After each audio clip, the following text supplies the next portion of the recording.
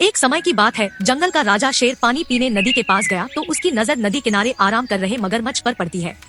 मगरमच्छ ने शेर को देखा और आराम करने लगा। शेर को मगरमच्छ के व्यवहार पर बहुत गुस्सा आया। वह तुनक कर उससे बोला, तुझे दिखाई नहीं देता तेरे सामने जंगल का राजा शेर खड़ा है, चल मुझे सलाम कर। मगरमच्छ ने दो टूक जवाब दिया, तू जंगल का राजा है तो मैं इस नदी का राजा हूँ। तू मेरी नदी में आया है, चल अब तू मुझे सलाम कर। मगरमच्छ की बात से आहत शेर ने ना आँख देखा न ताक और मगरमच्छ पर हमला कर दिया। मगरमच्छ उस समय जमीन पर था और वह शेर का सामना नहीं कर पाया और किसी तरह नदी के अंदर पहुंचकर अपनी जान बचाई। शेर अपने अहंकार में खुलकर वहां से चला गया। मगरमच्छ बदले की आग में जलता रहा। कुछ दिन बीत गए। एक दिन शेर को नदी पार कर कहीं जाना था। वह नदी के पानी में उतरकर दूसरी तरफ जाने लगा। मगरमच्छ ने उसे देख लिया। अब मगरमच्छ को अपनी हार का बदला लेने का मौका मिल जाता है। वह शेर पर हमला कर देता है। शेर हमले के लिए तैयार नहीं था। वह पानी में मगरमच्छ से कमजोर था। वह मगरमच्छ के हमले का जवाब नहीं दे पाया और किसी तरह अपनी जान बचाकर नदी के किनारे पहुंच जाता है। पानी में रहकर मगरमच्छ से बैर नहीं करनी चाहिए। एक दिन एक औरत पेड़ के नीचे पानी गर्म कर रही थी। वह औरत जिस बर्तन में पानी गर्म कर रही थी उसी बर्तन में गलती से एक मेंढक गिर जाता है। उस समय पानी ज्यादा गर्म नहीं था, इसलिए मेंढक को पानी में बहुत मजा आ रहा था। कुछ देर के बाद पानी गर्म होने लगा। मेंढक भी पानी के तापमान के अनुसार अपनी त्वचा को संतुलित करने लगा। जैसे जैसे पानी का तापमान बढ़ता गया वैसे वैसे मूर्ख मेंढक भी अपने आप को उस पानी में रहने के लिए एडजस्ट करता रहा। कुछ देर के बाद पानी बहुत गर्म हो गया। अब मेंढक के लिए उस पानी में रहना मुश्किल हो गया। अब मेंढक ने सोचा कि इस पानी से बाहर निकल जाए। मेंढक ने उस पानी के बर्तन से निकलने के लिए छलांग लगाई, पर वह वापस उसी बर्तन में गिर गया। मेंढक ने दोबारा बाहर निकलने की कोशिश की, पर वह वापस बर्तन में गिर जाता है। मेंढक बाहर निकलने का बहुत प्रयास करता है, परंतु वह बाहर नहीं निकल पाता। आखिर में पानी ज्यादा गर्म होने के कारण मेंढक को अपने प्राण गंवाने पड़े। इस कहानी से आपको क्या लगता है कि मेंढक बाहर क्यों नहीं निकल पाया?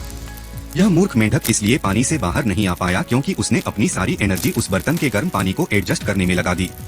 अगर वह पहले ही बाहर निकलने का प्रयास करता तो वह आराम से बाहर आ जाता। बहुत समय पहले की बात है। एक धोबी के पास एक गधा तथा एक कुत्ता था। गधा धोबी के कपड़े धोबी घाट तक लेकर जाता। धोबी कपड़े धोकर गधे पर ले जाता तथा गधा उन कपड़े को लेकर घर आ जाता। कुत्ते का काम था घर की रखवाली करना। एक दिन की बात है, धोबी कुत्ते को खाना देना भूल गया। इस बात से कुत्ता बहुत नाराज हो जाता है।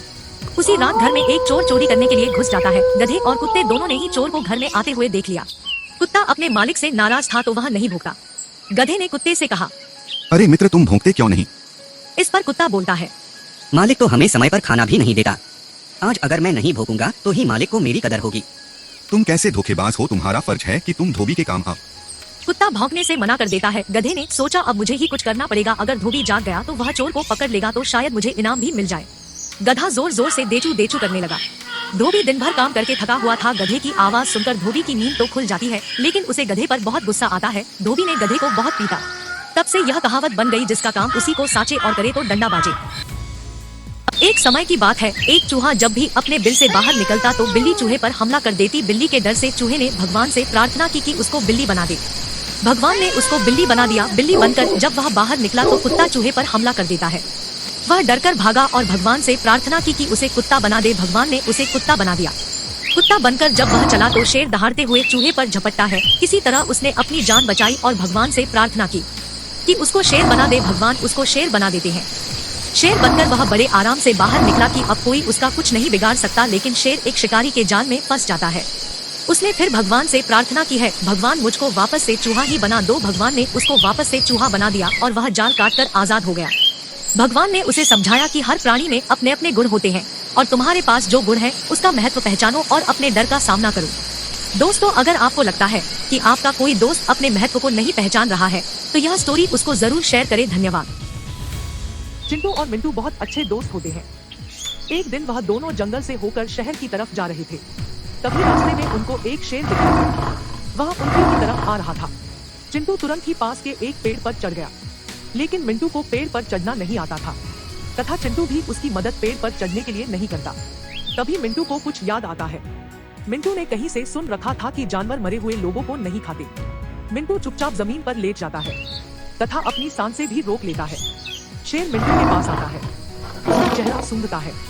शेर को लगता है कि वह मर चुका है तथा शेर आगे बढ़ जाता है।